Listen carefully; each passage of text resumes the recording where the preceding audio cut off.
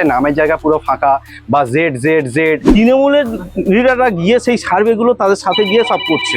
ঘর দেওয়ার দায়িত্ব ছিল তারা যুক্ত রয়েছে। টাকা ফেরত পাওয়ার জন্য বলা হয়েছিল, তারা 50% টাকা দিয়েছে। এবং সেই পরিমাণ এতই যে কল্পনাতীত। ফলতা এলাকাটা দুর্নীতিগ্রস্ত এলাকা হিসেবে চিহ্নিত হয়ে গেছে। 1 কোটি 1.5 কোটি টাকার দুর্নীতি রয়েছে। এগুলো তৃণমূলের নেতারা হারমাত বাহিনীরা করেছিল। তাদের কাট মারিয়ে দিতে হবে, কি কার 20,000, কার 30,000, কার 10,000। এগুলো বিশাল বড় দুর্নীতি হয়েছে এবং স্ক্যাম এটা। আচ্ছা, সেইটাই ভুতুড়ে কারবারটা আমরা বুঝতে পারছি না যে আবাস প্রকল্পে কোটি কোটি টাকা দুর্নীতির অভিযোগ তুলে তদন্তের দাবি জানালেন ফলতার বিধায়ক দেবাংশু পান্ডা। তার অভিযোগ, দেবীপুর গ্রাম পঞ্চায়েতের মজলিশপুর এলাকায় আবাস প্রকল্পের উপভোক্তাদের তালিকায় একাধিক অসঙ্গতি ধরা পড়েছে। বিধায়কের অভিযোগ, RTI এর মাধ্যমে পাওয়া নথিতে দেখা গিয়েছে অনেক উপভোক্তার নাম তালিকায় নেই, আবার কোথাও প্রকৃত নামের পরিবর্তে ZZZ বা FFF লেখা রয়েছে। এতে প্রকৃত উপভোক্তাদের পরিচয় নিয়ে প্রশ্ন উঠছে। এই ঘটনাকে কেন্দ্র করে আবাস প্রকল্পে বড়সড় অনিয়মের অভিযোগ সামনে এসেছে। বিষয়টি নিরপেক্ষ তদন্ত করে দোষীদের দৃষ্টান্তের শাস্তি দাবি জানিয়েছে বিধায়ক। এই যে আবাস যোজনার টাকা কিভাবে অন্যের অ্যাকাউন্টে গেল, কারা এটা করলো? এখন তো আমরা দেখছি RTI করার পরে বিভিন্ন তথ্য আমাদের সামনে উঠে আসছে। যে আমি দেবীপুর পঞ্চায়েতের বাসিন্দা, ফলতা থানার। তো সেখানে বিভিন্ন রকম আমরা পেপার পাচ্ছি যেখানে দেখা যাচ্ছে নামের জায়গা পুরো ফাঁকা বা ZZZ @সামথিং এরমভাবে নাম দিয়ে 1,20,000 1,20,000 কমপ্লিটেড করে পেমেন্ট দেখাচ্ছে। এবং সেই পরিমাণ এতই যে কল্পনাতীত সেই পরিমাণটা।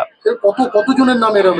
এক একটা বুথে প্রায় 25 জন, 27 জন, 29 জন এরকমভাবে এক একটা বুথে দেখতে পাওয়া যাচ্ছে। আর এই যে পরিমাণটা দেখতে পাওয়া যাচ্ছে, এই পরিমাণটা তো পুরোপুরি ব্ল্যাঙ্ক টাকাই কোথায় গেছে কেউ জানে না। তাছাড়াও যে কাটমানির টাকাগুলো ছিল, কারোর কাছ থেকে 20,000, কারোর কাছ থেকে 15,000, কারোর কাছ থেকে 16,000, কারোর কাছ থেকে 10,000, এগুলো তৃণমূলের নেতারা হারমাত বাহিনীরা করেছিল। এবং এটা নিয়ে অভিযোগ জানিয়েছেন? এটা নিয়ে অভিযোগ জানানো হচ্ছে, সেই প্রসেস চলছে। এবং এই টাকাগুলো কি ফেরানো হবে?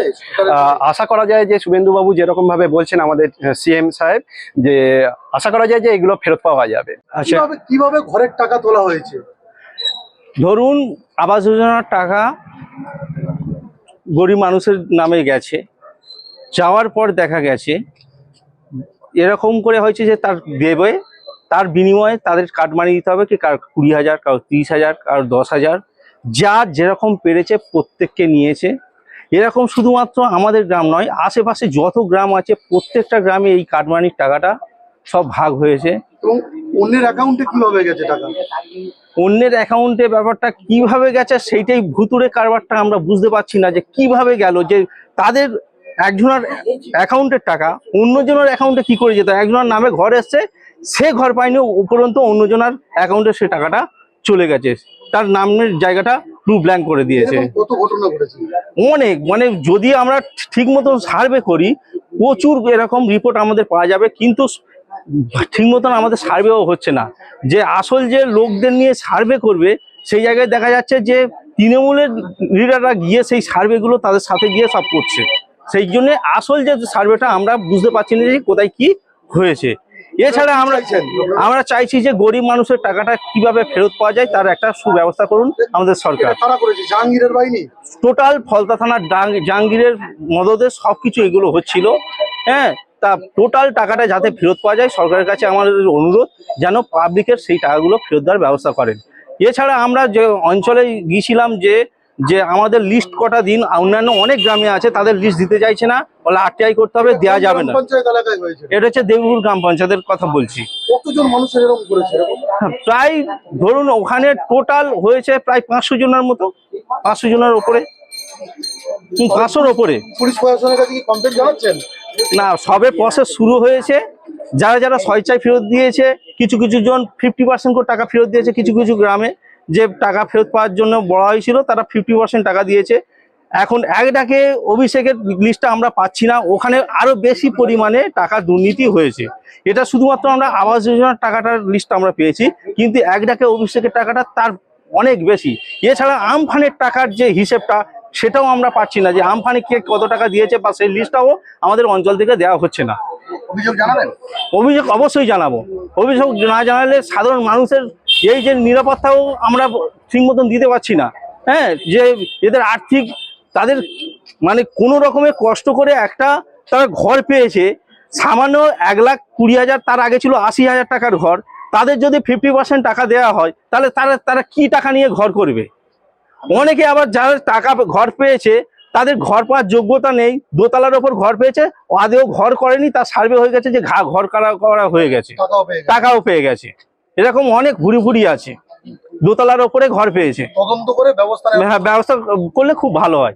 আমাদের বিশেষ করে আমাদের ফলতা এলাকাটা দুর্নীতিগ্রস্ত এলাকা হিসেবে চিহ্নিত হয়ে গেছে। বেনামি টাকা উঠেছে, এটা কি? দেখুন ফলতাতে যেটা হয়েছে 1,20,000 টাকা, যেটা হচ্ছে আবাস যোজনার যে টাকাটা ছিল, আপনারা দেখেছেন যে আবাস যোজনার 1,20,000 টাকার মধ্যে কেউ 20,000, 30,000, 40,000 টাকা নিয়ে নিয়েছে সেখান থেকে। সেখানে কার্ড মানি রিটার্ন করছিল কিছুদিন আগে পর্যন্ত দেখেছেন। আজকে যেটা আপনাদের আমি কিছু কাগজপত্র দিয়েছি তাতে দেখতে পাবেন যে কোনো নামই নেই, কিন্তু টাকা উঠে গেছে। সেখানে নামের জায়গায় ZZPP, ঠিক আছে, এরকম করে প্রায় 20-30টা, তারপর কোনো জায়গায় নাম নেই, শুধু পি লেখা, টাকা উঠে গেছে। এগুলো বিশাল বড় দুর্নীতি হয়েছে এবং স্ক্যাম। এটা আমি আজকে কাগজপত্র আপনাদের দিয়েছি, এবং শুধু এই একটা অঞ্চলের নয়, প্রত্যেকটা অঞ্চলে এরকম জিনিস করা হয়েছে। এটা হচ্ছে আপনার মজলিশপুর অঞ্চলটা ছিল, এটা হচ্ছে হ্যাঁ, আমি দিয়েছি সব আপনাকে। মজলিশপুর অঞ্চলটা আমি পুরো দিয়েছি আজকে, এবং এই সব অঞ্চলটা দেবীপুর, চালবাড়ি, দেবীপুর এবং বিভিন্ন অঞ্চলে এগুলো যেগুলো আছে, প্রত্যেকটা অঞ্চলে প্রায় 50-60টা করে বাড়ি এমন লোকের কোনো নাম নেই, এবং সেখান থেকে তো কাটমানি খেয়েছে, যাদের নামে হয়েছে তাদের কাছ থেকে নিয়েছে, এবং কোনো জায়গায় নাম নেই। আমরা কাগজ দিয়েছি আমি, এবং আরো আমরা RTI করেছি, আরো কাগজ এলে আরো দেবো আমরা।